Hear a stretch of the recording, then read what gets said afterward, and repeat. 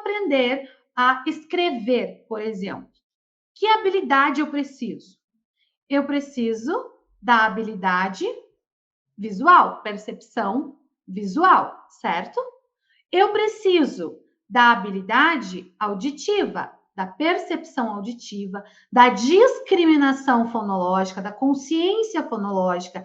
Eu preciso da compreensão da linguagem, porque aí aquilo que eu vou ouvir, que eu vou ver, eu vou converter nos símbolos linguísticos que estão armazenados aqui no meu sistema nervoso. Eu preciso da minha motricidade, da minha praxia, porque a escrita, ela é um ato motor, ela é um ato mecânico. Então, eu preciso ter a minha praxia desenvolvida. Então, vejam só quantas habilidades eu preciso desenvolver que são requisitos ou pré-requisitos para a escrita. Por exemplo, um pré-requisito para a escrita percepção, né, espacial, então a percepção sinestésica, no sentido de compreender lateralidade. Se eu não sei o que é direita e esquerda, se eu não sei o que é cima e embaixo, eu vou ter muita dificuldade de escrever, porque a escrita é um código,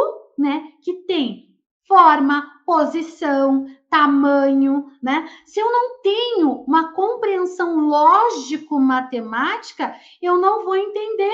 Por quê? Porque a escrita são símbolos, são traduções de símbolos. Então, vejam, a gente tem muitas habilidades aí que são requisitos para escrita, para leitura, para fala, para interação social, para qualquer desenvolvimento de aprendizagem.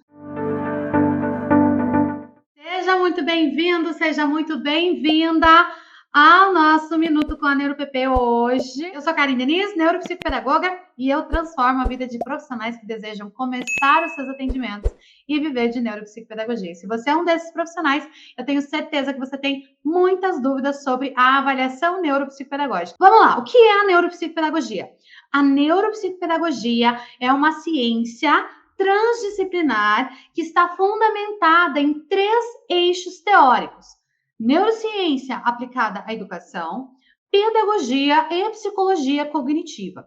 E a neuropsicopedagogia, então, ela tem como objeto central ali, o seu objeto principal de estudo, a neuroaprendizagem, que é entender o processo de aprendizagem na perspectiva do funcionamento do sistema nervoso. Então, entender como que esse sistema nervoso funciona e qual é a sua função no papel do aprender, né? Como que a gente aprende por meio desse sistema, né? O sistema nervoso. A gente sabe que a neuropsicopedagogia, ela vai ser essa ciência, tá? Que vai entender, então, o processo de aprendizagem e a relação com o sistema nervoso. Como que o sistema nervoso aprende? Por isso que eu falo, né?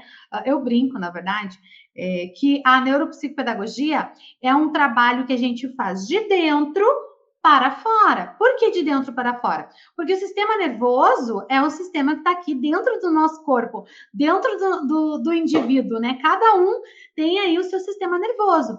E ele tem um padrão, claro, todo mundo, né, tem o sistema nervoso, vão ter ali os neurônios, vai ter o seu cérebro encéfalo, tronco encefálico, medula espinhal, nervos periféricos, enfim, vai ter ali toda a estrutura do sistema nervoso. Mas nem toda estrutura funciona igual, certo? Algumas pessoas têm alterações nessa estrutura.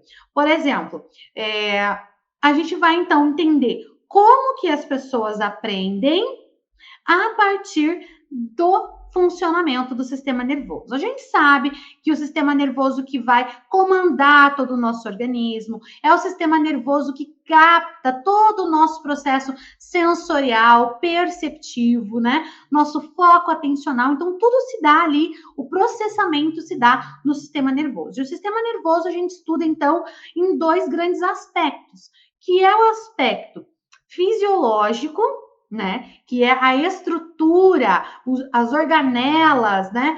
Os compostos químicos que passam por ali, e também a questão neuropsicológica, que são os processos que ocorrem, porque é o sistema nervoso que organiza o processo de atenção, memória, linguagem, consciência fonológica. Então, tudo isso passa pelo sistema nervoso. É por isso que a nossa função é entender como que essa estrutura funciona e avaliar essas habilidades que são processadas pelo sistema nervoso, tá? Por isso que quando eu falo que a neuropsicopedagogia ela vai atuar com o sujeito, de maneira individual com o sujeito, a gente acaba descartando a questão ambiental, a questão cultural, a questão do contexto que ele está inserido. Por quê? Porque nós vamos estudar estruturas do sistema nervoso. Nós vamos estudar como essas estruturas do sistema nervoso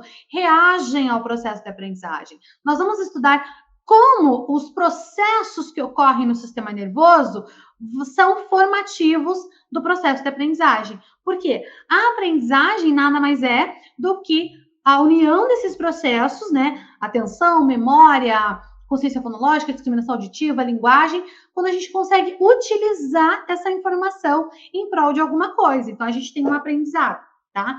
Então, assim, por isso que a gente vai entender o sistema nervoso, tá? Falando nisso, então, a gente vai estudar e avaliar o que nós chamamos de funções cognitivas, tá? A neuropsicopedagogia, então, o nosso foco é a aprendizagem, tá? A aprendizagem. Não é, por exemplo, humor, emoção, inteligência, saber QI, nada disso é função do neuropsicopedagogo, tá? Existem profissionais que têm competência para essas habilidades. No caso, né, psicólogo, neuropsicólogo, psiquiatra, enfim. Nós, neuropsicopedagogos, vamos entender o processo de aprendizagem. E é por isso que é importante que a gente conheça, é muito importante que a gente conheça a estrutura cognitiva e os seus processos psicológicos básicos, tá? Os processos psicológicos básicos.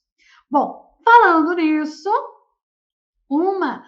eu costumo chamar, né, essas áreas de habilidades que são requisitos e pré-requisitos para aprender. Porque para eu aprender a escrever, por exemplo, que habilidade eu preciso? Eu preciso da habilidade visual, percepção visual, certo? Eu preciso da habilidade auditiva, da percepção auditiva, da discriminação fonológica, da consciência fonológica. Eu preciso da compreensão da linguagem, porque aí aquilo que eu vou ouvir, que eu vou ver, eu vou converter nos símbolos linguísticos que estão armazenados aqui no meu sistema nervoso. Eu preciso da minha motricidade, da minha praxia, porque a escrita, ela é um ato motor, ela é um ato mecânico. Então, eu preciso ter a minha praxia desenvolvida. Então, vejam só quantas habilidades eu preciso desenvolver que são requisitos ou pré-requisitos para a escrita. Por exemplo, um pré-requisito para a escrita percepção, né, espacial, então a percepção sinestésica, no sentido de compreender lateralidade. Se eu não sei o que é direita e esquerda, se eu não sei o que é cima e embaixo, eu vou ter muita dificuldade de escrever, porque a escrita é um código, né, que tem forma, posição, tamanho, né? Se eu não tenho uma compreensão lógico-matemática, eu não vou entender. Por quê? Porque a escrita são símbolos, são traduções de símbolos. Então, vejam, a gente tem muitas habilidades aí que são requisitos e pré-requisitos para escrita, para leitura, para fala, para interação social, para qualquer desenvolvimento de aprendizagem. Por isso que é muito importante a gente conhecer toda essa estrutura cognitiva e esses processos que estão acontecendo aqui no nosso sistema nervoso.